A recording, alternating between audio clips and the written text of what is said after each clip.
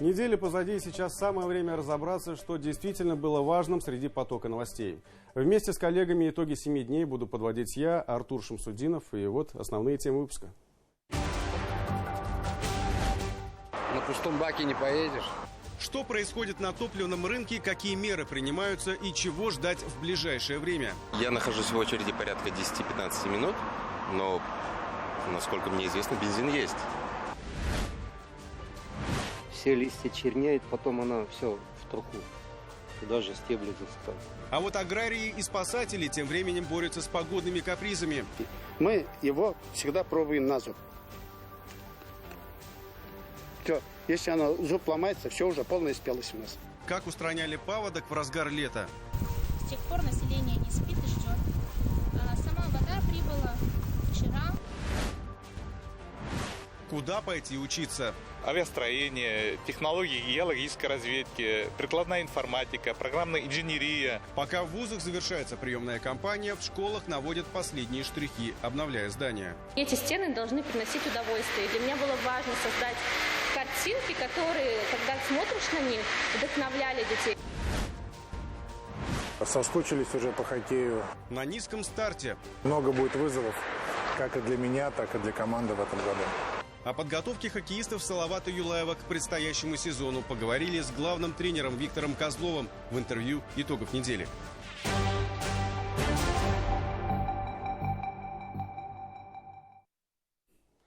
Военно-морской флот России отмечает свое 330-летие. С профессиональным праздником всех причастных поздравил глава республики. Ради Хабиров отметил, что моряки и капитаны вписали немало героических страниц в истории нашей страны. И сегодня в условиях специальной военной операции продолжают успешно выполнять боевые задачи. Достойно несет службу экипаж подводной лодки «Уфа», которая несколько лет назад после спуска на воду стала частью ВМФ России. С 2020 года установлены шефские связи с экипажем большого десантного корабля «Иван Грен», где проходят службу и башкирские призывники. Торжественные мероприятия по случаю праздника в Уфе прошли в Парке Победы. У меня отец морской пехотинец, и с самого детства я всегда посещал эти праздники. И они всегда для меня очень значимы. Как-то в душе нас поддерживает, что нас столько много, здесь мы все рядом, здесь праздник, все друзья. Мы вместе, сослуживцы в одном батальоне служили. Годы службы вспоминаем только с теплом. Это, я не знаю, я горд, то, что мы отслужили именно в ВМФ.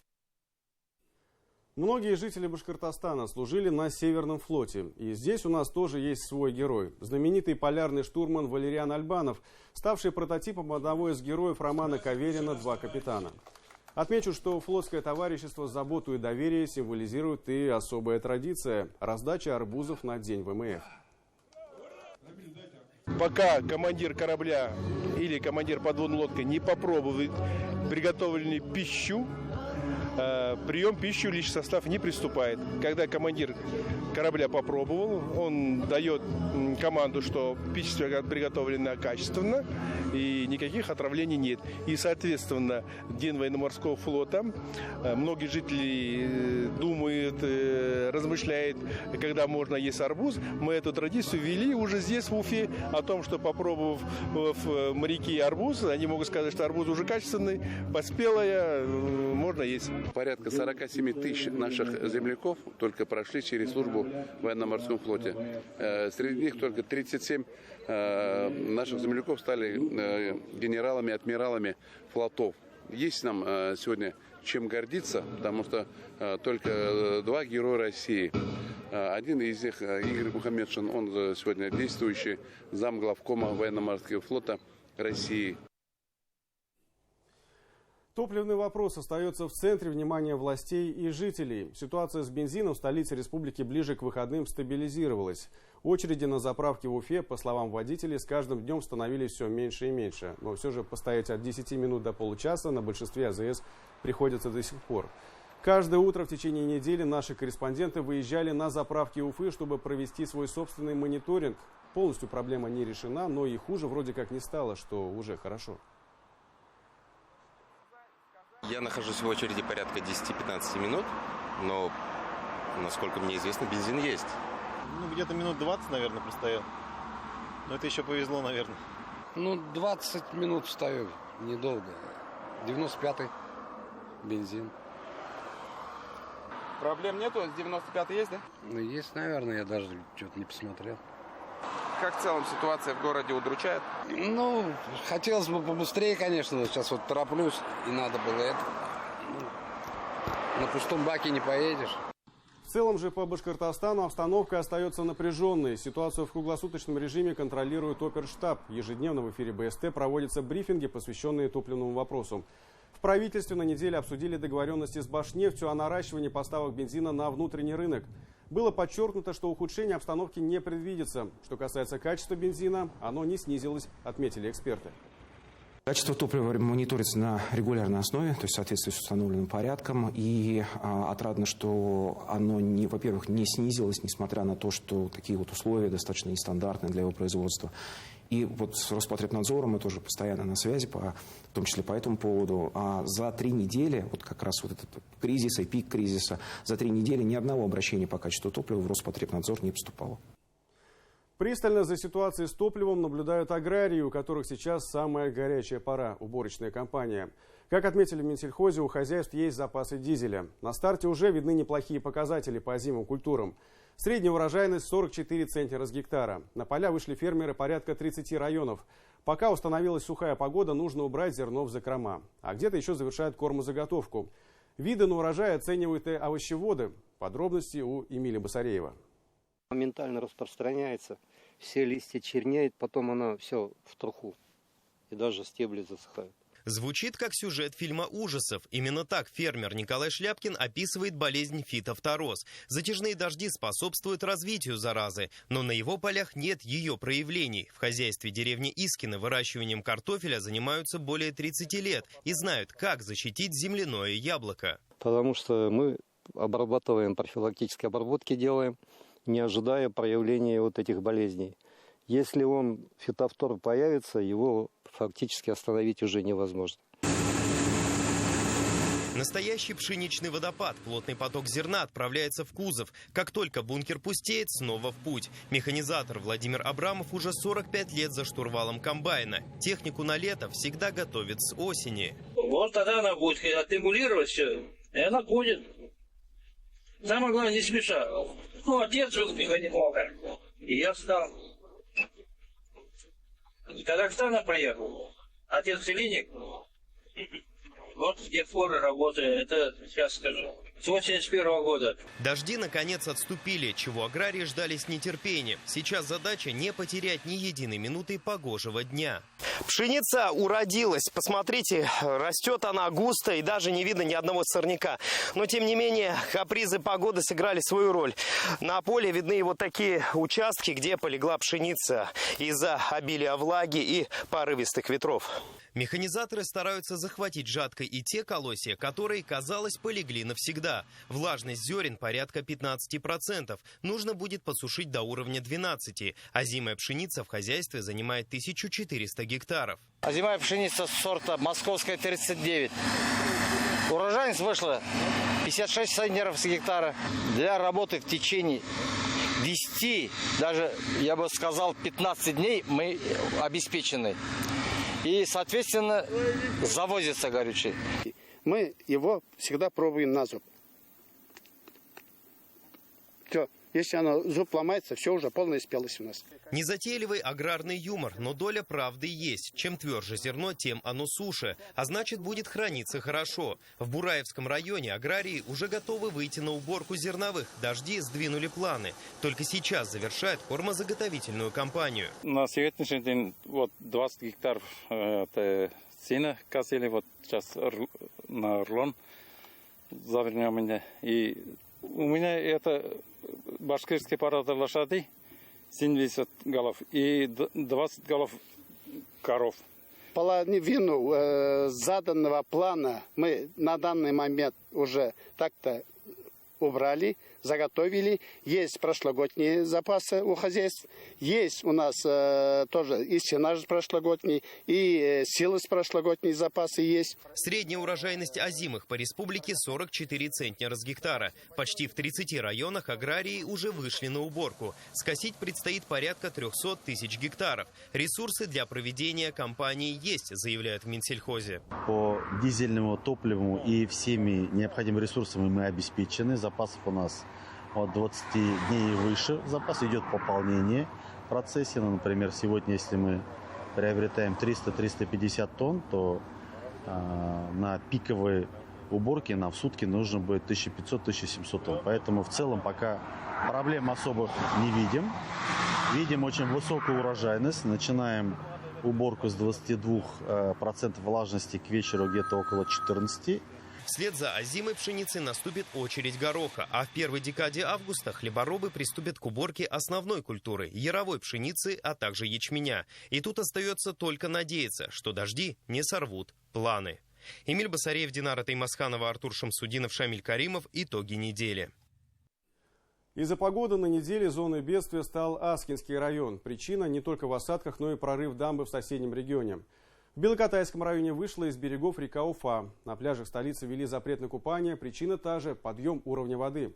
В республике был организован сбор гуманитарной помощи для жителей Аскинского района, пострадавших от потопления. Как в разгар лета спасались от большой воды в регионе, расскажет Динара Таймасханова.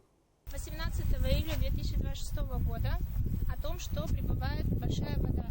С тех пор население не спит и ждет.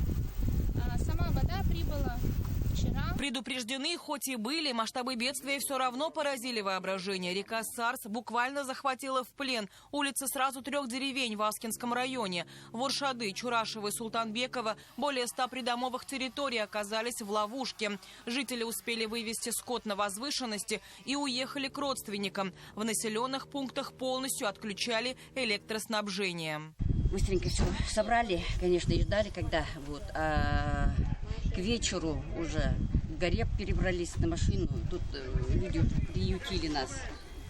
Приютили, внучка у людей ночевала, я в машине ночевала. Более 200 человек пострадали в результате наводнения. В настоящее время службами спасения и администрации муниципального района оказывает вся необходимая помощь. Вода в деревне Воршады идет на спад. Стабильная ситуация наблюдается в деревне Чурашево и подтапливает деревню Султанбекова.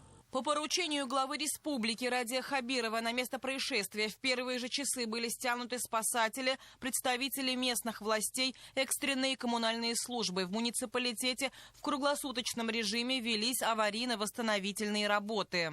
Мы еще на прошедшей неделе довели до всех муниципалитетов прогноз и соответствующие рекомендации с учетом того, что в соседних субъектах Российской Федерации, например, в Челябинской области, Свердловской области, в Пермском крае, тоже прошли значительные ливневые дожди, которые были зафиксированы и на территории Республики Башкортостан. Поэтому сейчас на всех водных объектах в целом отмечается уровень выше нормы. Пострадавшие могут оформить единовременные выплаты. Также для жителей Аскинского района организовали сбор гуманитарной помощи. В городах и районах открываются специализированные пункты. Наши люди очередной раз доказывают, что во всех этих испытаниях, казалось бы, в нервотрепке можно сохранять в себе человеческое лицо, можно оставаться людьми. Пострадал от неуправляемой стихии и Белокатайский район. Из-за увеличенного сброса воды с Нязепетровского водохранилища в Челябинской области вышла из берегов река Уфа. В деревне Юлдашево, к сожалению, почти размыло мост. Трое суток уже все службы отрабатывают этот момент. Удалось сделать укрепление моста.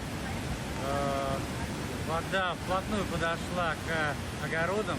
Слава богу, дома не пострадали. Подъемы уровня водоемов зафиксированы в столице. Кроме того, реки Белая и Уфа стали слепыми. Мутная вода скрыла коряги, ветки и мусор. А течение такое, что может утащить на глубину опытного пловца. На всех популярных пляжах Солнечный, Водник, Акьяр, Берег Солнца, Сипайловский, Сочи и Песчаный купаться было запрещено. течение не должно превышать 0,5 метров в секунду. Здесь оно составляет более 2 метров в секунду. И при изменении глубины 20 сантиметров за сутки купание должно быть тоже запрещено. Сейчас у нас уровень реки Белой превышает более чем 2 метра. То есть в данный момент купание должно быть запрещено. Все это согласно Постановлению Республики Башкортостан. Но погода продолжает свои капризы. На смену дождям пришло палящее солнце. В ближайшую неделю к нам смещается с запада область повышенного давления. И в связи с этим все явления прекращаются постепенно. И наступает хорошая жаркая погода. Но осадки ожидаются небольшие и в отдельных районах. Столбики термометров взлетели до 38 градусов. В зоне риска пенсионеры, дети и гипертоники. Врачи советуют пить больше воды, носить головные уборы и не выходить из дома в самое пекло. А еще не забывать про пушистых жителей столичных улиц и по возможности наливать им воды. Динара Таймасханова. Итоги недели. Вопросы топлива, урожая, погоды – все это находится в зоне пристального внимания республиканских властей. Но параллельно формируется и долгосрочная стратегия развития промышленности, привлечения инвестиций, создания новых точек роста. Одна из таких – особая экономическая зона Алга, которую в Минэкономразвития признали одной из самых эффективных в стране. Подтверждение тому плана многих резидентов расширяться. В следующем репортаже мы расскажем, почему Башкортостан входит в топ лучших. В этих цехах делают то, без чего невозможно представить современные дороги. Краску для разметки. На Уфимском заводе полный цикл производства. В зоне Алга предприятие создали 3 года назад. И за это время оно стало одним из ведущих в отрасли. Помимо красок на предприятии производят и 2 других востребованных в дорожной отрасли продукции. Это термопластик и холодный пластик. Разница в первую очередь в способе нанесения, но и немного отличается свойства. Термопластик в основном используется для разметок полос движения, а холодный пластик – на пешеходных переходах. Раньше краску для дорожной разметки в Башкортостан в основном завозили из других регионов. Теперь значительную часть рынка обеспечивает уфимское предприятие, наладившее поставки в том числе и в страны СНГ. Только за прошлый год объемы продаж выросли на 20%. Теперь на заводе строят планы по расширению ассортимента выпускаемой продукции. В следующем году по производству не только краски дорожной, которые имеются, но и индустриальные наши краски. В особой экономической зоне преимущество нам дает это налоговый режим, во-первых, и, во-вторых, это, конечно же, поддержка Республики Башкортостан. Здесь полностью все готовая инфраструктура, от полов до потолков, скажем, тогда тепло, светло, уютно, и для персонала имеется доставка сотрудников в особую экономическую зону, конечно. На сегодня уже создано около полусотни рабочих мест. Айрат Кадаев до работы на уфимском предприятии ездил на вахту в другой регион. Но вот уже несколько лет трудится здесь. Вахта, конечно, тяжело работать. Условия другие. Ушел, потому что именно надо дома быть. Нужен родным. Работа тяжелая, но все равно много автоматизировано. Поэтому, если научиться, то легко. Завод по производству дорожной разметки – лишь один из примеров того, как работает особая экономическая зона Алга. Созданная в 2020 году, она включает площадки в Ишимбайском, Стерлитамакском и Уфимском районах. Ознакомиться со всеми преимуществами той или иной территории можно на цифровой платформе инвестиционного портала республики. Этой возможностью в свое время воспользовался другой резидент Алги – компания по производству гофротары, которая заработала в этом году. При строительстве этого завода мы активно использовали информационный портал. Там есть информация о всех территориях, на которых можно строить. Там есть информация о ресурсах, которыми обладает эта территория. Также есть информация о мерах государственной поддержки, о программах государственных по развитию бизнеса, по приобретению оборудования и тому подобное. В копилке Алги сейчас 26 резидентов в сфере легкой промышленности, нефтехимии, деревообработки, машиностроения. Месяц назад Ради Хабиров дал старт строительству нового завода по производству газобетона. Очень отрадно, что вот в такие непростые времена экономика республики является привлекательной для привлечения инвестиций. И для бурно развивающего строительного рынка нашей республики это производство точно востребовано. Важно то, что предприятие расположено на территории особой экономической зоны Алга. Это молодая экономическая зона, но она уже дважды признавалась самой динамично развивающейся экономической зоной Российской Федерации. По данным Минэкономразвития России, эффективность работы особой экономической зоны Алга за год составила 95%. По этому показателю она поднялась с 17-го на 6-е место. Высокая оценка – еще одно свидетельство того, что промышленность активно развивается. А инвесторы все чаще выбирают Башкортостан для реализации своих проектов. Конечно же, вот эти все показатели, эти все достижения – это большой труд управленческой команды под руководством Радия Фаридовича Хабирова. Его структурный подход и вообще поручения, которые даются, и вот это трепетное отношение к инвестору позволяет корпорации развития сегодня привлекать все больше и больше резидентов и, конечно же, создавать для них хорошие условия. Как говорят эксперты, развитие промышленности – стратегическая задача, которая решает ряд важнейших вопросов, что называется, на перспективу. Несмотря на те сложности, которые существуют, сегодня появляются новые направления производства, которые позволят поддерживать наших ребят на передовой. И также, что немаловажно, расширение числа рабочих мест, в том числе создает возможности для трудоустройства наших бойцов, когда они уже смогут вернуться в республику и входить в мирное русло. Всего в зоне Алга планируют создать более 3000 новых рабочих мест. Учитывая востребованность и эффективность площадки, власти региона подали заявку на расширение особой экономической территории. Сейчас этот вопрос на рассмотрении в Федеральном министерстве. Артур Шамсудинов, Вахид Халимов и Рустам Галямов. Итоги недели.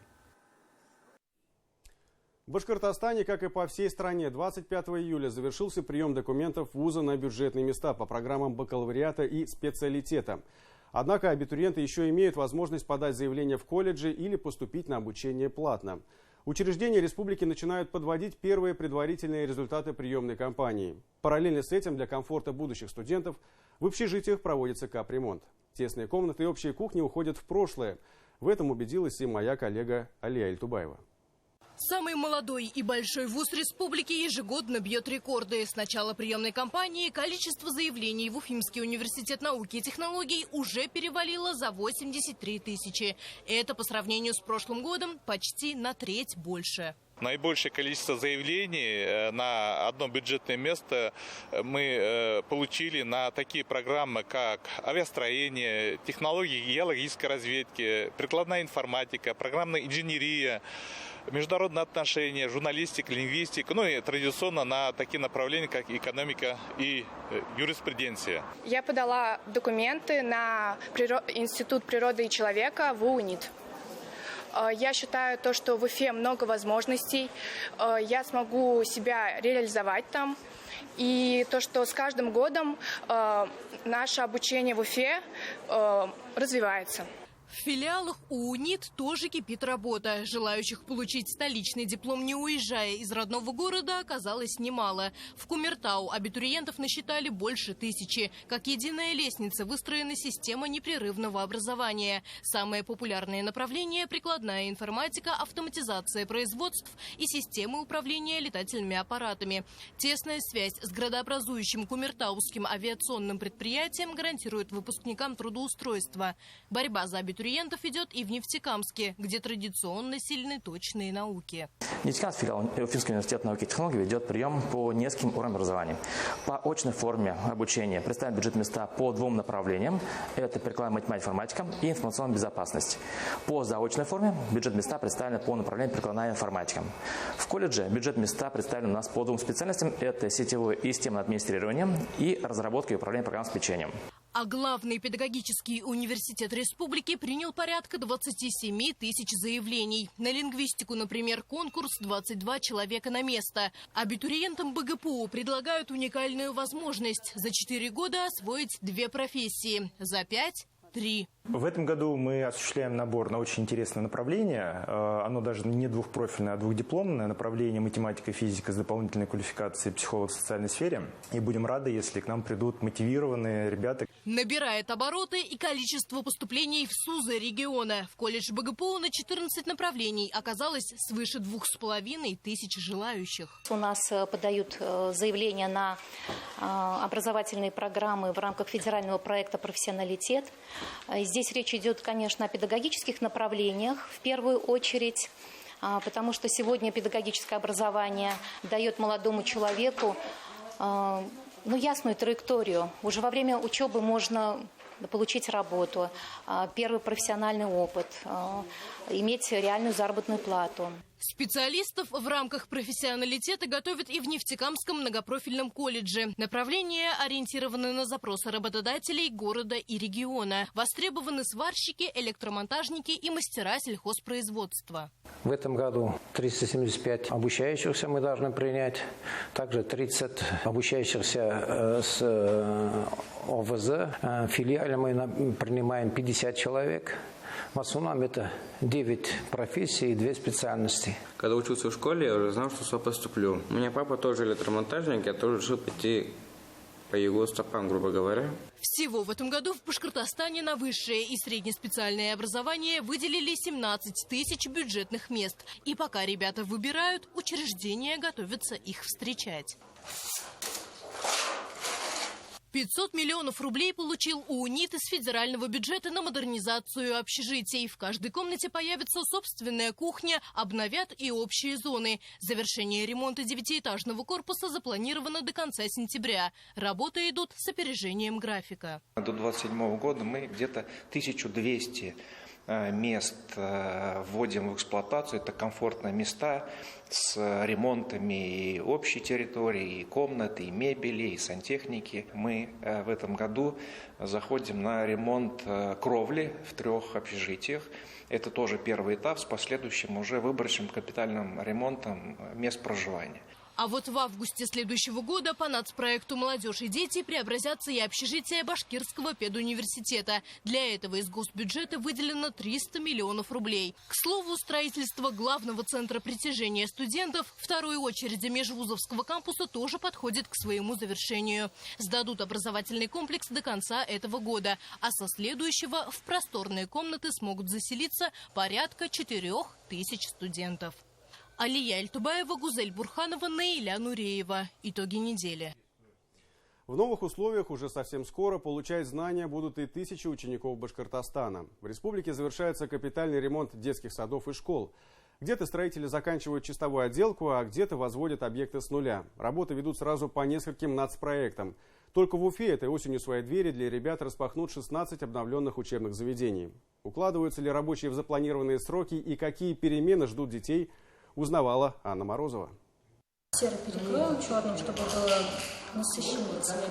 С каждым взмахом кисти стены кабинета играют все новыми красками. Эскизы создаются вручную, и все они продуманы до деталей. А в качестве дизайнера Анастасия Конобеева, учитель изобразительного искусства. Эти стены должны приносить удовольствие. Для меня было важно создать картинки, которые, когда смотришь на них, вдохновляли детей. Помимо просто портретов будут высказывания, где будут мотивационные слова. И дети будут узнавать вообще деятелей, которые были у нас. Получать новые знания в этих стенах ребята будут с 1 сентября, а пока они активно участвуют в создании пространства. Мне это очень нравится. Летом на каникулах особо нечем заняться. И очень нравится рисовать. Это выглядит, необычно, красиво. Приятно прям находиться. Ремонт в Уфимском центре образования начался в декабре прошлого года. Большая часть работ уже выполнена. Здесь поменяли проводку, сантехнику, провели демонтаж стен. Не остался без внимания и фасад здания. Это проект российский, в который мы не сразу вошли. Нужно было готовить сметы, планы и так далее. 3 года мы хотели попасть в этот проект и попали. И спасибо за это Ради Фаридовичу, конечно, и ждем его на 1 сентября. Работа кипит и в 29 9-й школе. Уже 1 сентября она распахнет свои двери для сотен юных уфимцев, которые начнут учебный год в обновленных светлых классах. На сегодняшний день все помещения, все зоны отдыха, все места притяжения для детей, они обновлены, современно оформлены и будут дополнительно современно оборудованы. А вот в Нефтекамске совсем скоро заработает новая школа. Здесь уже собирают мебель, оборудование и готовят помещения. Сдать в эксплуатацию планируют к концу текущего года. Сейчас на объекте продолжаются отделочные работы и благоустройство территории. На сегодняшний день 87% готовности, о которой мы говорим. Уже после Нового года наши детки смогут сесть за парты и получить достойное образование в новом образовательном учреждении. Продолжаются строительные работы и в Стерлитамаке. Здесь новую школу площадью более 20 тысяч квадратных метров возводят в стремительно развивающемся районе. Ближайшие общеобразовательные учреждения уже переполнены, а потому для местных жителей учебное заведение станет настоящим подарком. Обучаться здесь будут более 1000 учеников. Кстати, попадать в Дом знаний учащиеся будут именно отсюда. Здесь расположится главный вход. И просторный холл только начало. В учебном заведении также предусмотрены уютные светлые классы, столовая, вместительные читальные и актовые залы. К слову, последний выполнен в формате современного амфитеатра и является самым большим среди школ Стерлитамака. Также для юных артистов здесь предусмотрены гримерные и комнаты для хранения реквизита. На сегодняшний день стройка закончена более чем на 60%. Ведутся внутренние работы, производится прокладка инженерных сетей. На сегодняшний день активно ведется работа по благоустройству и подготовке территории школы для монтажа спортивного ядра, который включает в себя футбольное поле с мягким покрытием, волейбольное, баскетбольное поле, беговые дорожки, а также площадки с воркаутом. Планируется, что в 2026-м в республике завершится строительство 6 новых школ. Также в этом году в рамках нацпроектов «Семья и молодежь и дети» 36 учебных заведений отремонтируют. Стоит отметить, что в федеральных проектах республика участвует с 2022 года. И за этот период обновлено уже более 180 объектов. Анна Морозова, Гульфия Инчигулова, Ирина Кальянова и Шамиль Каримов. Итоги недели. Ну и добавлю, что Владимир Путин подписал указ о статусе и поддержке учителей. Документ также предусматривает ряд новых мер. В частности, речь о профессиональном развитии на протяжении всей карьеры. Обязательное наставничество для начинающих преподавателей в течение первого года работы, а также бесплатный доступ к электронным образовательным ресурсам и цифровым библиотекам. Учителя получают право на бесплатное посещение государственных музеев и помощь юристов по некоторым видам вопросов. Важным нововведением стало присвоение звания ветеран труда, если стаж составляет не менее 25 лет. Продолжается и обновление дорог садовым товариществом. За последние 4 года в республике отремонтировали 109 километров подъездных путей. На неделе Ради Хабиров поздравил жителей Башкортостана с Днем дачника. Руководитель региона подчеркнул, что власти продолжат работу по созданию комфортных условий для садоводства. Тему продолжит Руслан Батыргареев.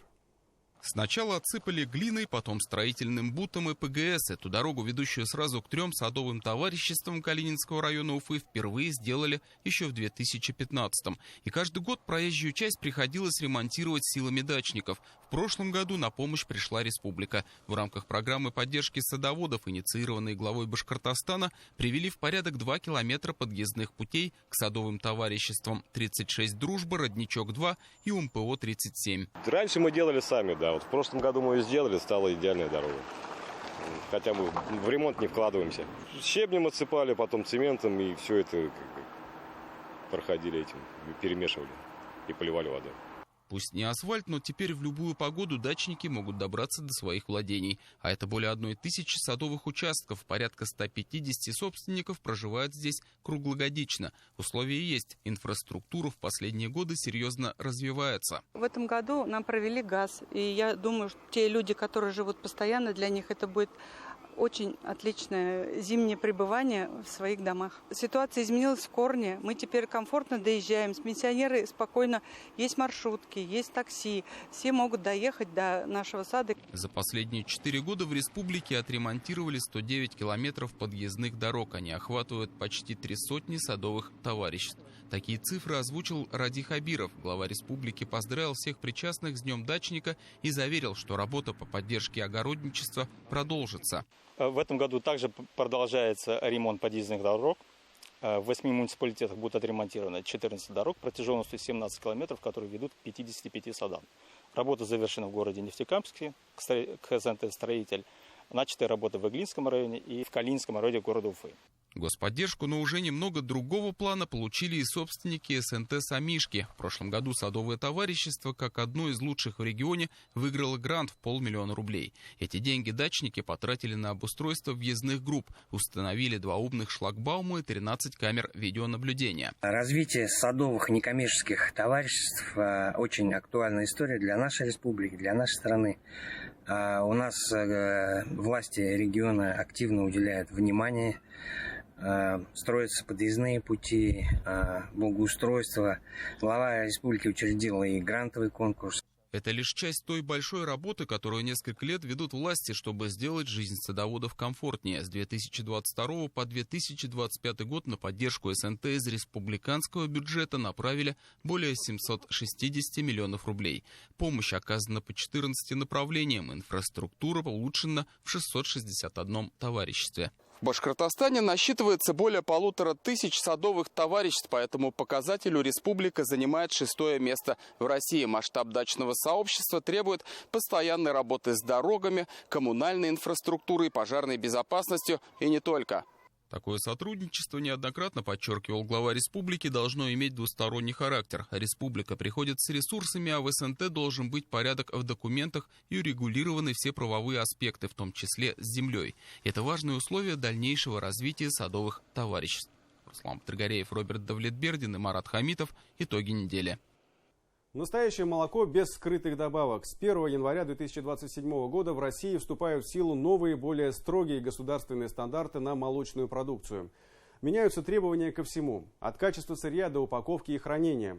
Как это отразится на составе любимого напитка на полках магазинов и к чему готовятся производителям, выясняла наш корреспондент. Производство молока в закрытом цикле. Сырье перемещается по трубам и емкостям, не контактируя с воздухом и бактериями. Процесс полностью автоматизирован. Причем на этом предприятии проверку начинают еще с приемки продукта. У нас есть несколько этапов. Начиная как с фермы, мы проводим аудит. Потом молоковоз приезжает сюда, делаем анализ. И после этого только допускаем переработки молока. А у нас есть свои лаборатории, как при приемке, так и в процессе выпуска готовой продукции. Также мы осуществляем температурный режим на доставке молока. Производят до 200 тонн молока, порядка 80 видов продукции, хотя заводу только 11 лет. Здесь, разумеется, уже знают о планируемом введении ГОСТов, которые вступят в силу с 1 января 2027 года. В молоке меняются нормативные показатели по массовой доле белка. Будет приравнено к массовой доле в сыром молоке. То есть в сыром молоке 2,8 грамма и в питьевом молоке тоже будет 2,8 грамма. Ужесточены требования по микробиологическим параметрам в сыром молоке. Соответствуют нормам не только крупные, но и предприятия чуть поменьше. Да, изменения серьезные, однако и до этого момента были свои требования. У нас молоко идет по ГОСТу, идут кисломолочные продукты, такие как йогурт, как творог. Поэтому у нас, скажем, нам это не страшно. У нас все по закону и все правильно. Новые стандарты связаны с маркировкой, упаковкой, транспортировкой и хранением продукции. В основном они касаются детского питания, а также йогуртов и напитков на основе молочного творога. Стандарты улучшают качественные характеристики молочных продуктов, добавляют новые виды сырья, которые можно использовать в силу его развития в Российской Федерации, появления нового ассортимента, и способствуют повышению качества и безопасности наших продуктов молочных. Новые стандарты помогут в борьбе с фальсификатом, которого хватает на прилавках магазинов. Экономисты смотрят оптимистично. Данные нововведения направлены на обеспечение качества жизни, качества потребления продуктов питания населения. Регламент, он касается и контроля, и возможное, так скажем, как говорится, выявление фальсификации, которых достаточно много. Безусловно, касается и мягких сыров, как мы говорили, потому что у нас сейчас все-таки растет потребление молочных продуктов. Введение новых ГОСТов будет поэтапным. С 1 января следующего года стандарты утвердят для детских йогуртов и напитков на основе молочной сыворотки, а с 2028 уже на масло и мягкие сыры. У крупных предприятий и у мелких есть время для адаптации к этим требованиям. Роза Хабибуллина, Артур Шамсудинов, Гульнас Хайбуллина и Булат Садреев. Итоги недели. На следующей неделе стартует хоккейный сезон для башкирского клуба «Салават Юлаев». После нескольких месяцев отпуска игроки пройдут медицинский осмотр и приступят к тренировкам. У команды Виктора Козлова будет месяц на подготовку. Первая официальная игра нового сезона пройдет 5 сентября в Череповце против Северстали. До этого у юлаевского коллектива 2 турнира – в Уфе и Магнитогорске. Артем Кочешев встретился с главным тренером Виктором Козловым и узнал последние новости из стана команды. Добрый день. Поздравляю вас с тем, что хоккейный сезон уже через неделю буквально начнется, его активная стадия. Расскажите, традиционный вопрос для этого времени, как провели лето, удалось ли отдохнуть и переключиться от событий прошлого сезона?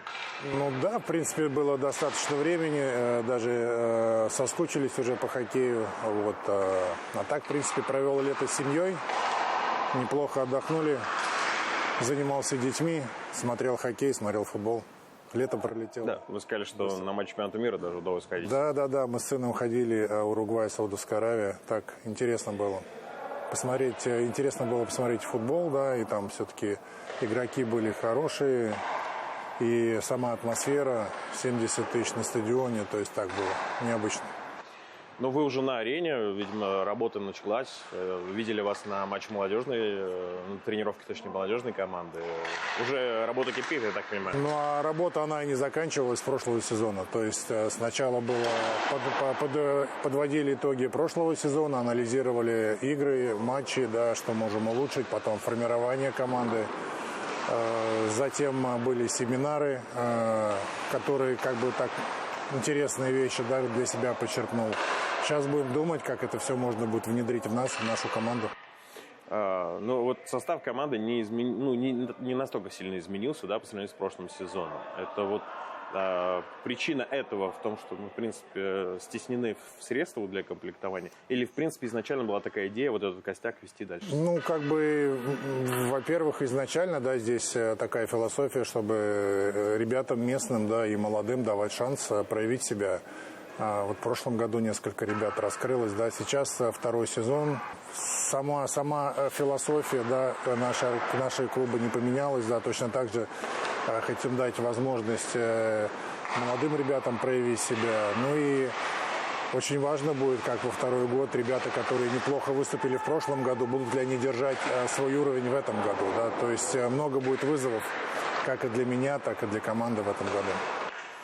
Пока самый громкий трансфер с участием Салавата – это переход Вадима Шипачева. Расскажите, как сложились взаимоотношения клуба и Вадима, и почему именно на него пал выбор? И Вадим Шипачев, и Саша Алексеев, да, то есть к нам присоединяются. А так, нам нужен был центральный. У нас сейчас несколько ребят не начнут с нами тренировочный лагерь, да, они еще залечивают травмы после прошлого сезона. Вадим Шипачев – это опытный центральный нападающий, да, который, я считаю, может сделать нашу команду сильнее. Упомянули Александра Алексеева. Он уже выступал в Салавате, но давно не играл в КХЛ. Знаете ли, чего от него ожидать? И необходимо ли ему будет перестроиться с лиги на лигу? Я думаю, какое-то время на адаптацию у него займет, но, в принципе, я за ним следил все эти года, да, то есть играл в хороших лигах, хороших командах, да, то есть я считаю, что это хорошее усиление для нас.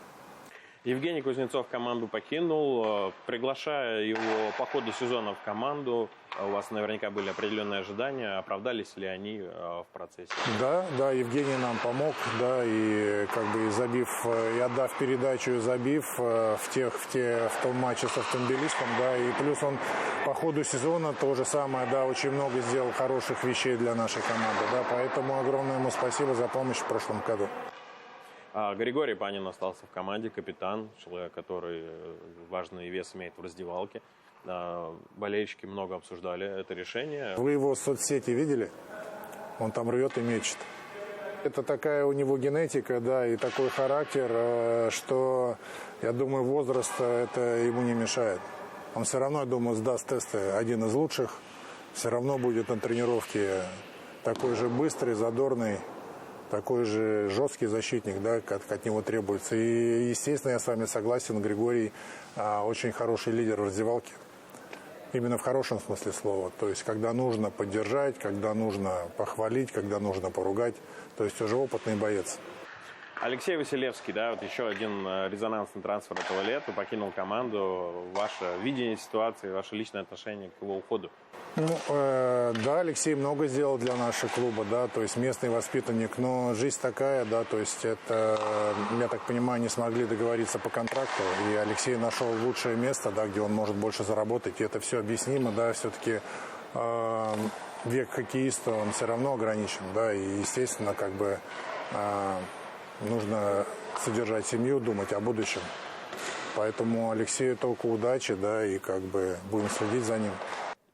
Ну, я не могу не задать вопрос, который мне люди на улицах задают буквально, когда видят. Состав команды окончательно сформирован или какие-то новички еще до начала сезона могут появиться? Конечно, хотелось бы еще усилить одну позицию, да, и как бы еще одно есть место у нас под легионера, поэтому работа продолжается в поиске усиления. Я так понимаю, что это позиция защитника атакующего? Нет, ошибаетесь. Ну, как бы, есть примерные наметки, но как бы хотелось бы нападающего. Еще одного? Ну да, хорошего уровня. Про Александра Жаровского не поговорили. У него был первый полноценный сезон. Как помочь ему избежать синдрома второго сезона? Ну, вот, опять же, возвращаясь по просмотру социальных сетей, я смотрю, он там тренируется с Иваном Демидовым. Я думаю, Иван Демидов ему многим чем поделится, да, и подскажет, и поможет ему, как именно провести правильно подготовку ко второму сезону и правильно провести второй сезон. Опять же, не секрет, что многие игроки едут в Салават, именно зная, что будут работать с Виктором Козловым. Расскажите, как вам удается вот создать такую атмосферу, что к вам люди с охотой едут, там, в отличие, может быть, от других? Да, ну, как бы это... Спасибо, конечно, за это, но я думаю, что и в других командах точно так же есть хорошие тренеры, да, просто, ну, в нашей, я стараюсь, что в нашей команде, да, это просто уважение друг к другу и уважение к работе и к делу. Для меня это самое важное, чтобы ребята приходили сюда каждый день на тренировку, на игру, да, и они отдавались, делали то, что их просят, и отдавались на 100%. Спасибо большое, Игорь Николаевич. Да не за что. Спасибо вам. Спасибо.